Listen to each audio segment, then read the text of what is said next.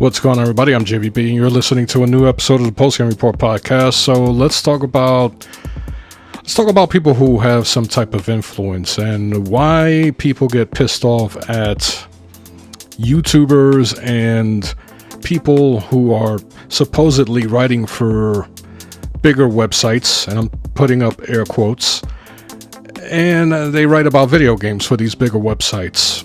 Now, a lot of us, we get mad at these people because they like to generate hype around things that the average human being with a brain is fully aware that what they are hyping up doesn't deserve it. And so when you're trying to manufacture hype, people look at you differently. They look at you as if you're full of shit. And that's what we see a lot of today, especially in the video game media and from content creators as a whole. Not everybody. There's a lot of people out there who pride themselves on being honest and giving an honest opinion about stuff that they buy. Not bite. Well, maybe bite if you're a food critic. But let's say you buy a video game and you're playing that video game. You're going to give your honest opinion because you bought it. There are some reviewers who are given copies for review purposes who will, for the most part, try to be as honest as possible. Now, being someone who used to review games for a website, I understand that there is a certain deadline that every reviewer needs to meet. Especially if you are like basically the only one reviewing games for this particular website, things can get a little crazy. I remember writing for a big website called 411 Mania, and I was one of the only two quote-unquote video game writers. I didn't last long because at the time my grandmother passed away and I couldn't concentrate. So I told them, look, thank you for the opportunity. I can't concentrate. Now, there was a situation where they noticed that the preview that I wrote wasn't up to par with the previous stuff that I wrote for them. And so the editor-in-chief called me up and was asking me, yo, what's wrong? We noticed that your quality went down. Now, remember, this was only a few months in. So this is where I explained what was going on. And I was still like trying. I haven't even mourned the death of my grandmother properly. So the last thing I was able to do was concentrate on writing video games. And so he told me, look, take your time, come back whenever you want. I said, look, it's going to take a while. So I don't want to hold you guys up. Hire people who are available. And so that's what they did. But the moral to that story was that the editor-in-chief called me immediately when they noticed that my quality of writing was not up to par to what I provided to them a few months before. Nowadays, you don't have that. Nowadays, you have people writing articles that are so outlandish that the editor-in-chief for 411 Mania at the time would have kicked everyone out from the staff. You know what I mean? So there is no holding people accountable for trash work. And so the gaming community has taken it upon themselves to call these people out, because when you try to manufacture hype, you look like an asshole. You look fake. And unfortunately, and I hate to say this, but when you think of manufactured hype, you think of Xbox. And I was thinking about this earlier when I took a walk. I was thinking about how people are constantly on YouTube overhyping things for video games, and how when Halo Infinite was shown, how people immediately went on to Twitter and YouTube and began making these outlandish statements about how beautiful Halo Infinite looked, how hyped they were based on what they saw. and how they could not wait for November to come around so they could play Halo Infinite. And then on YouTube, you saw grown men trying to hold back tears from watching the footage of Halo Infinite. Manufacturing hype, manufacturing emotion, right? Not being authentic, not being honest with their audience. No, instead they wanted to freaking overhype Halo Infinite. They wanted to freaking make believe they were ready to cry. I saw people crying over the fucking menu. I saw people on Twitter saying how amazing it looked. And then guess what? It was delayed. And then what? Now you look like a fool because you were making these videos of how you were ready to cry, saying how beautiful it looked, and then all of a sudden they delay it. So now you got to backtrack. The same thing happened with Crackdown. The same thing happened with Titanfall, the original one. When you think of Xbox, well, when I think of Xbox, and I'm talking about the Xbox One and the Xbox Series, I think of phony hype men and women, manufactured hype, manufactured excitement. I don't see anything organic, and I know a lot of people have talked about this, and I don't get the feeling that I used to have with the Xbox 360 back when it was legit and honest, and Jay Allard and that whole Xbox team was reaching out to the community. You had people from within the community working for Xbox. And so you had familiar faces talking to you and being honest and sincere. Now you have Aaron Greenberg, who was around since the 360 days. And Larry Herb, Major Nelson, who used to do little audio blogs, which I call mini podcast. So he's an OG podcaster. He used to talk about his toothbrush, his favorite toothpaste, but he used to once in a while, when he got information about the upcoming Xbox console, he would talk about it. And so I used to listen to Larry Herb back in the days. But what is happening, and I've seen it because I used to be, a quote unquote influencer for Xbox. I've seen how a lot of these people have become chummy with Aaron Greenberg, Larry Herb, Phil Spencer. Just because they meet them at an event, they all of a sudden think that they're buddies with them. So they gain this type of, trying to find the word, but they because they met him in real life and they think, oh my God, he's just like me, he's cool, blah, blah, blah.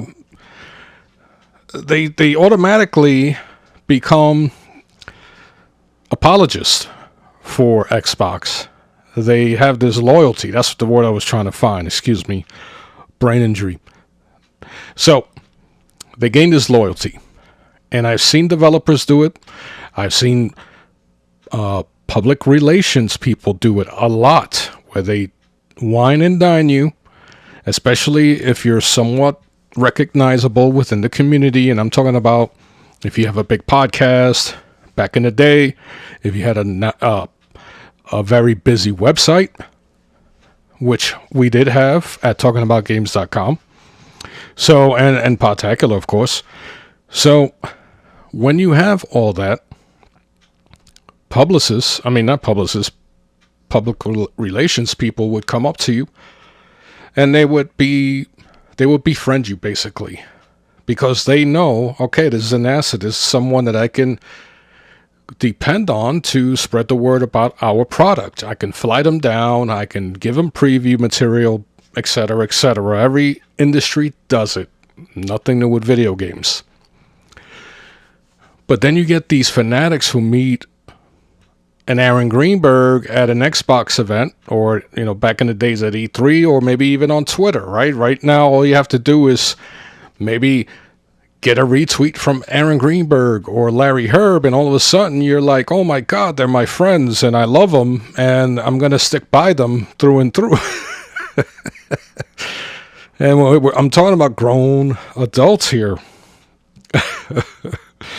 So, I hate to like laugh at people, but it is worth laughing at because I've seen it.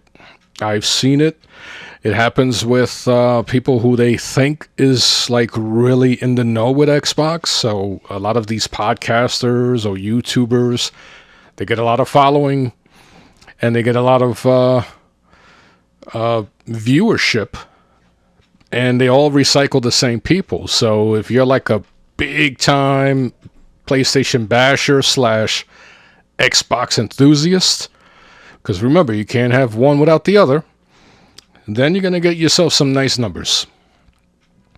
So that fake excitement, that fake hype, the reason why people get on these not developers, because the developers, they're the ones building the game. They got to be proud of their work. But when you look at a journalist hyping up something, when you look at YouTubers hyping up something that sucks. So let me give an example, right? When Sony showed off Miles Morales for the first time, gameplay for Miles Morales, the internet went crazy. Same thing with Horizon Forbidden West. The internet went bonkers. There was nobody pushing the narrative that, oh my God, this game looks incredible. There was no PlayStation account saying this is the game of the generation. No, it was organic. People were just going nuts over what they were seeing with the gameplay videos. And I'm talking about Ratchet and Clank. I'm talking about Miles Morales. I'm talking about Horizon Forbidden West. So on and so on. Now you look at what happened with Halo, with Halo Infinite.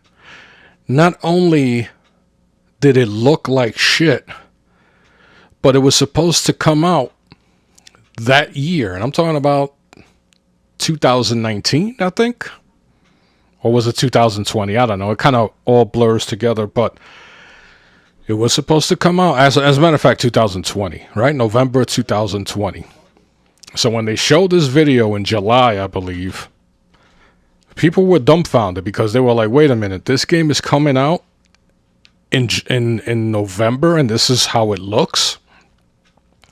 So had Microsoft did the right thing and said, look, before we show you this video, we're going to let you know that Halo Infinite will be delayed so that we can improve on what you're going to see.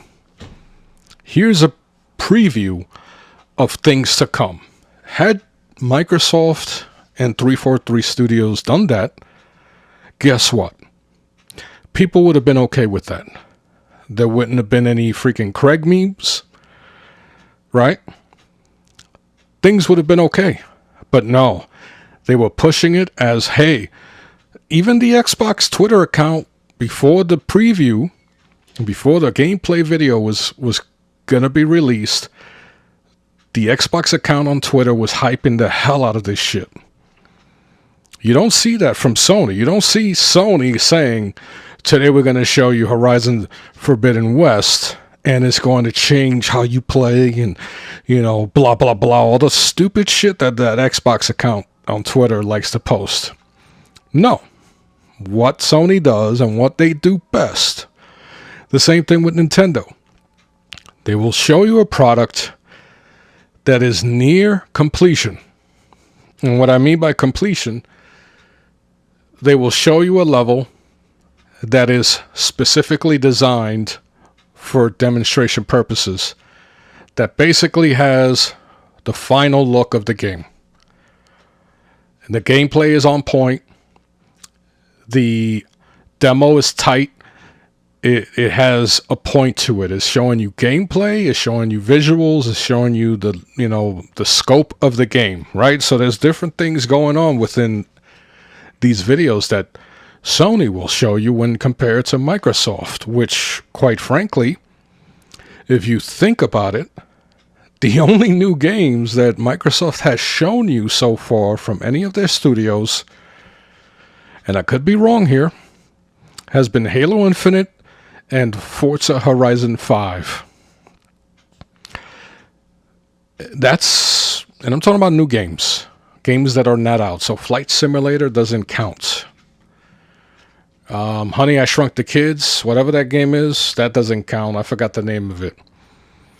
Sea of Thieves, that doesn't count. So, and Forza Horizon 5 is basically DLC for Forza Horizon 4 with a nice little facelift and some new bells and whistles, which is okay. So, we haven't seen anything that shows the power of, Microsoft's big, powerful console. And yet here we have people hyping up a service that you have to pay $15 a month for that gives you only 300 games compared to 800 plus on the PlayStation Now. And people use the argument of date and date, but yet Microsoft hasn't released anything yet for you to say, hey, look, this brand new game, this Halo game, just came out today and it's available on Game Pass. So people are okay to wait, right? You guys basically have waited like most of last generation up till now. So you guys have been waiting a long time for something. You guys are even bragging that Microsoft was the highest, selling console last week or last month or whatever. And MPDs, like all of a sudden MPDs are a thing again because somehow it wasn't the highest selling console, but it was the console that made the most money. I don't know what the fuck. The way they twist words around, Microsoft is really good at that. So that is, one of the things they do great when it comes to their their press releases. They are really good at twisting words and trying to confuse people. So too bad their advertisement for their Xbox doesn't have the same type of shiftiness and cunning. Because quite frankly, they made that video with All for One. It was stupid. It wasn't even funny. They've been pushing Game Pass. They even gave DJ Khaled like this Space Jam package that had sneakers, a controller, a Xbox Series S. And DJ Khaled called it a speaker. So that wasn't what Microsoft and Aaron Greenberg, because that's what he does. That's not what he was hoping to get. And so it's that phony, synthetic type of excitement that turns a lot of people off. And that is why people get on the cases of these, people of influence, or video game writers or YouTubers. When you see grown men crying over because they are so excited about what they saw with Halo Infinite, something is wrong. How can you trust those people after that? But some way, somehow, they still maintain some type of audience. So there's people for everyone. There's an idiot born every day. And some way, somehow, these Xbox influencers, they manage to influence the same idiots.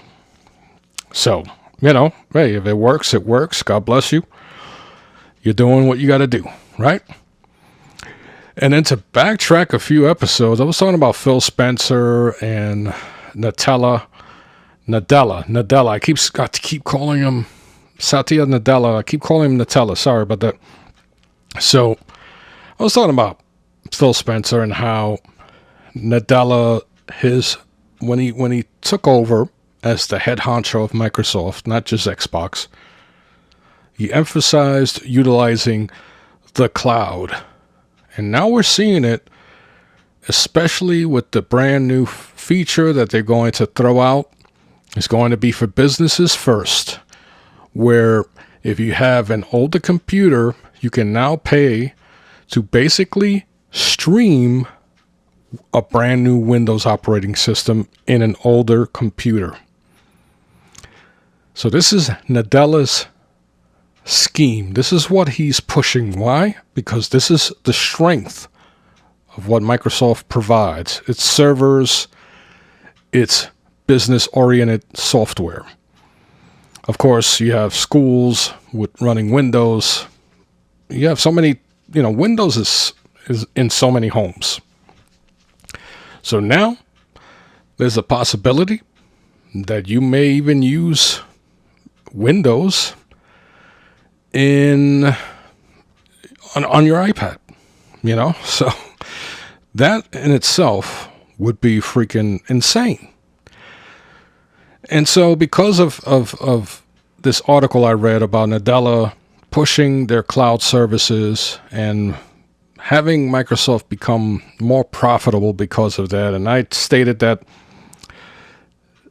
Game Pass was Nadella's idea, I was corrected by someone, will not name any names, who told me that no, it was Phil Spencer's idea for Game Pass and that it is his baby, and that no, it wasn't Nadella who pushed Game Pass on Phil Spencer. So I was basing my opinion on no particular fact. I was just basing it on an article that I read. And so someone who is in the know more than I am told me otherwise. So I will go with the individual who has more insight in that department. So I wanted to correct myself. Because unlike a lot of content creators, I'm going to tell you the truth. And when I'm wrong, I'm wrong. So I stand corrected when it comes to Game Pass and the impact Phil Spencer has with Game Pass. So according to this individual, it was his creation and his creation only. Phil Spencer, that is. So yeah, back to the, Twitter and YouTube and the fake excitement. Yeah, unfortunately, I associate phony hype, manufactured hype, hypocrisy, two-face, all of the nonsense that we see, I associated with Xbox, and unfortunately, it's all coming from there, from the executives, with the exception of, it's really Aaron Greenberg. On occasion, Larry Herb will throw a little jab here and there. Phil Spencer, he's like on every freaking podcast. I don't know what the hell he's really doing. But every time he's talking, he kind of, I don't know, it's weird. It's like there's two different Phil Spencers talking and they're contradicting each other. So something, I don't know. Somebody needs to train this guy a little better to, with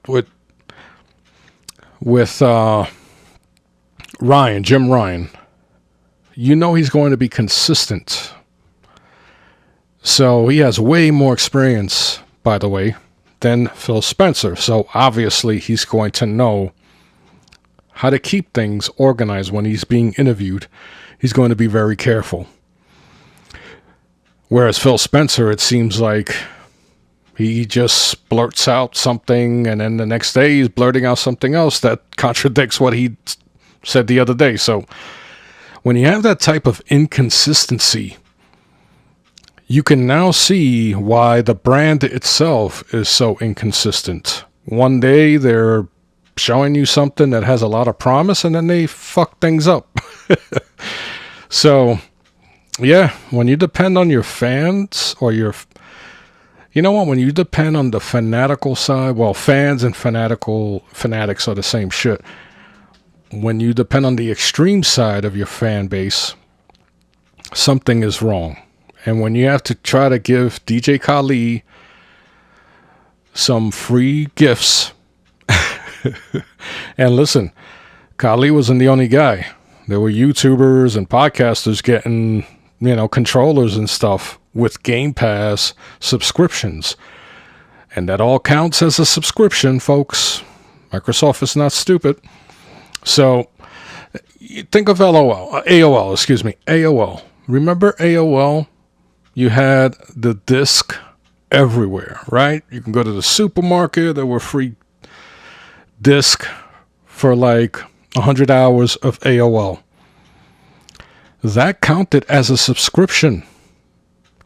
So Microsoft's basically doing the same thing. They're like doing the AOL approach, where they are saturating the market, or they are saturating social media with Game Pass news, Game Pass commercials, Game Pass ads, excuse me.